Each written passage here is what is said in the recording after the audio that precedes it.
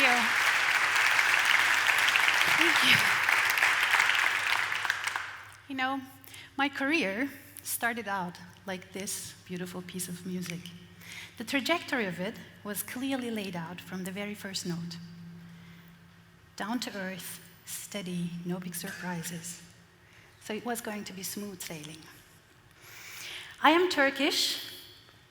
I was born in 1980 in Istanbul, right after the military coup during a time of martial law. My mother was very young when she got me. She was only 20 years old and single shortly after. So these were 80s in Turkey. These were very difficult times defined by political and economic chaos and fear. So there was nothing wrong with smooth sailing. Actually, like all loving mothers, that was exactly what my mother wanted me to have too. A secure and stable future without worries. She had always been a great role model and a very hardworking person, and I, in return, was a super well-behaved, exemplary student until I had my first ever existential crisis. Right after my studies in Istanbul, I received a scholarship to go and study at the holy temple of classical music, the Mozarteum in Salzburg.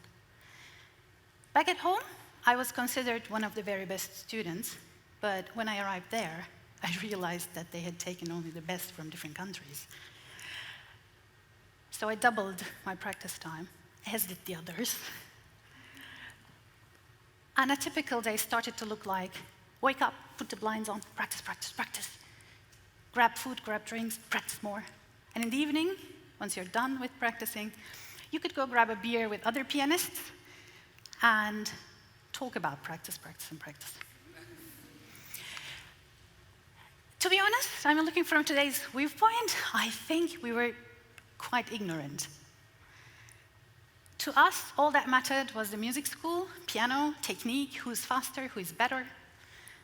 And if we were not practicing or talking about it, that meant we were probably on the road performing in concerts or competitions. And in those moments, the only thing that really mattered was that you had nerves made out of steel to function properly on stage. Switch on, play, switch off. That was the deal.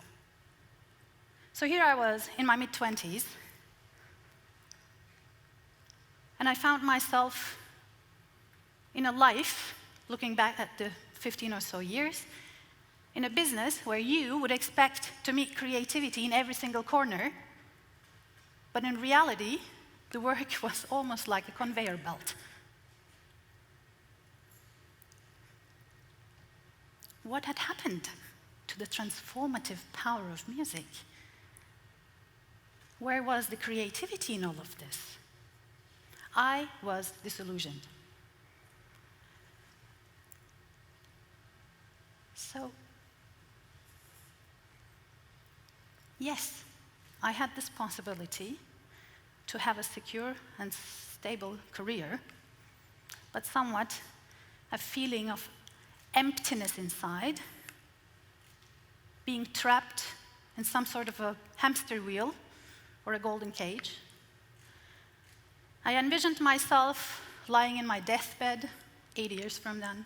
I still have plans to turn 100. So I envisioned myself lying in my deathbed and asking myself, what have you done to contribute to something bigger, to something significant in this world? And as you can imagine, answers were lousy. So that was the moment when it hit me that I had to change things, even if it meant to upset that well-behaved pianist inside. But what was I going to do? In that moment, while I was trying to figure out, like a message from the universe, a friend gave me a book, actually just to give it back at the library. So the book was Man for Himself by Erich Fromm. And in one of the chapters, in chapter 4, It read, "A man's main task is to give birth to himself to become what he potentially is." A man's main task is to give birth to himself to become what he potentially is. Wait a minute. With these words, I realized that the real question was not about what I was going to do, but it was about who I wanted to become. And I realized that I wasn't even close to that person I wanted to embody.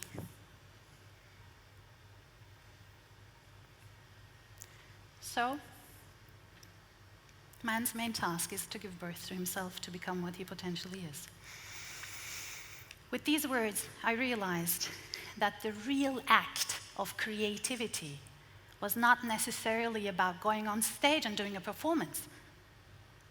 No, it was about much more than that. It was about creating the storyline for my own life.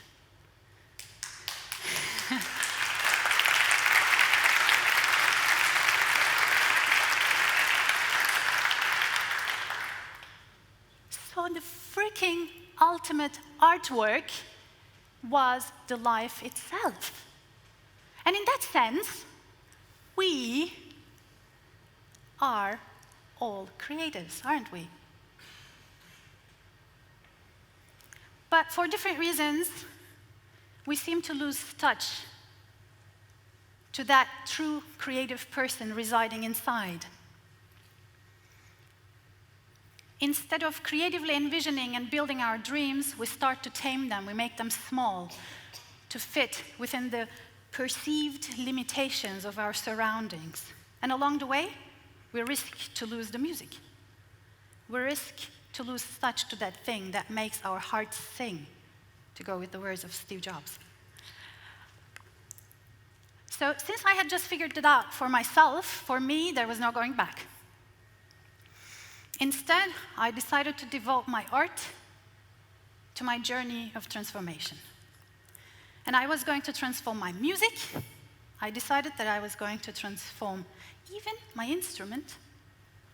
And then I wanted to help others to bring the music back into their life and work.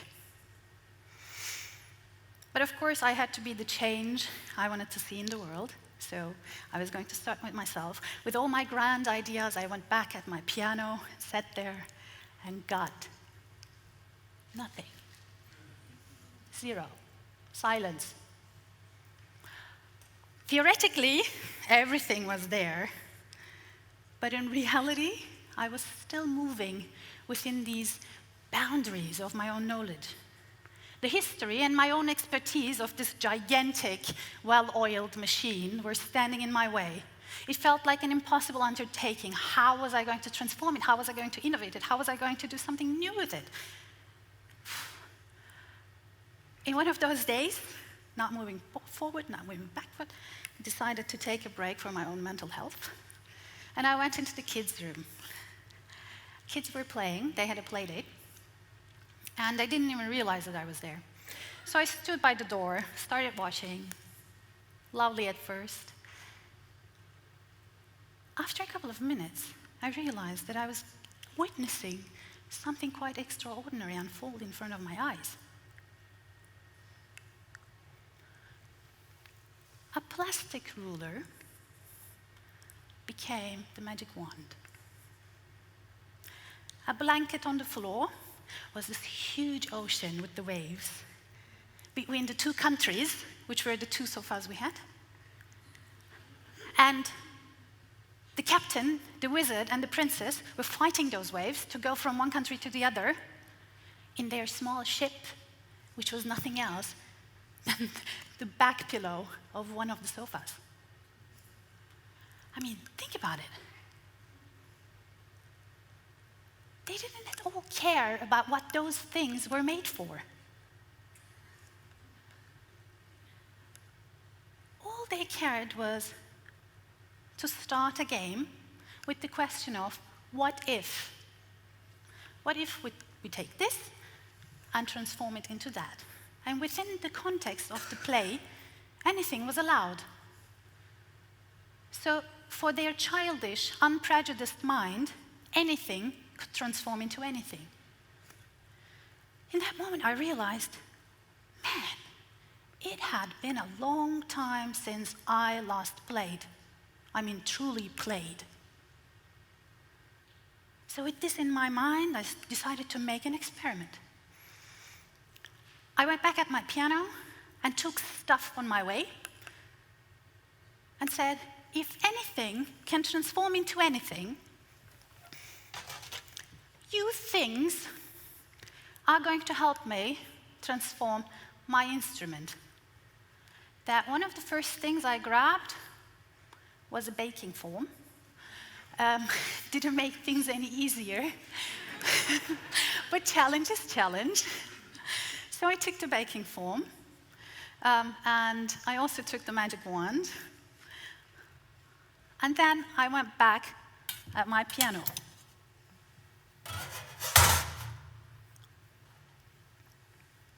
And placed those things inside the piano.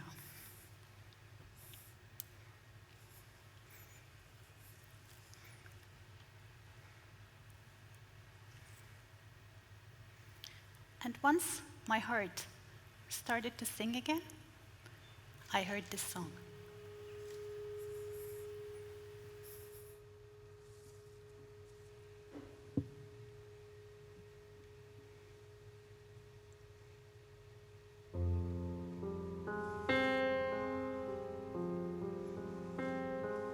I'm waiting in the dark for the shadows to disappear. I'm hiding in the lap of this darkness from my monsters till I'm stronger.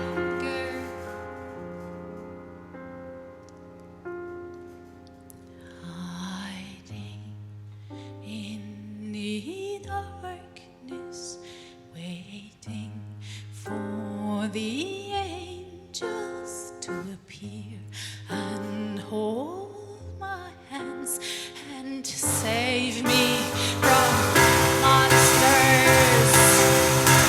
I'm waiting in the dark. I'm hiding till the sky's clear. I'll be here.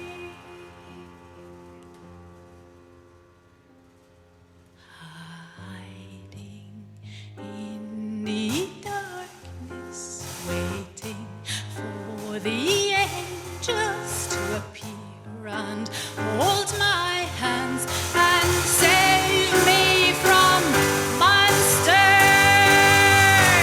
I'm dancing in the darkness, calling all the angels to appear and hold my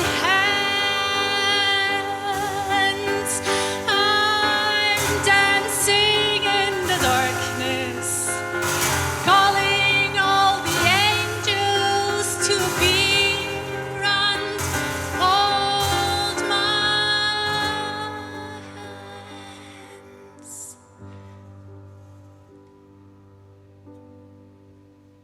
They'll save me.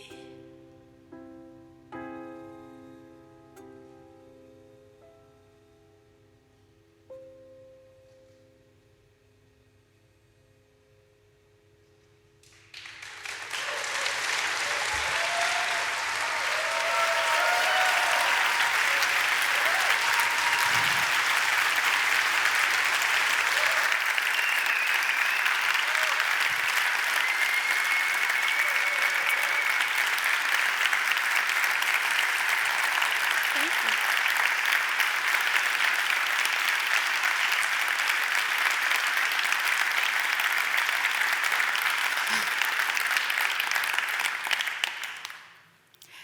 According to surveys, done by World Economic Forum and IBM, creativity is one of the top 5 skills we will need to navigate in this increasingly complex future. According to another study done by Adobe, people feel unsatisfied at their workplace because 3 out of 4 want to spend their time creating at work. Yet only 1 out of those 4 people has the feeling to be living up to their full creative potential. So we are losing a lot of potential here. We're wasting a lot of creativity, but we need that creativity to be able to do innovation. And we need all that innovation in order to progress in this increasingly complex future as a species. The title of this talk is The Future of Creativity. And I believe the future of creativity is about unleashing human potential and is about enabling transformation. It is about trust that if anything can transform into anything, people can transform too. And that is the key to transforming our world and our lives and our businesses. I think we have a responsibility to bring creativity back to people and not treating it as something that is a privilege reserved only for a small group of people we call the creatives. Instead, we have to liberate creativity. We have to scale it and help that potential genius residing in each one of us thrive. Today, I'm standing in front of you because I was able to convince over 200 global leaders to join our creative leadership movement, Sonophilia. Every day, Sonophilia leaders are rethinking work to enable transformation because they believe that everybody deserves to do work that is creative, that is innovative, and fulfilling. And because we believe that creativity is not a privilege, but it's the very essence of what makes us human. Thank you.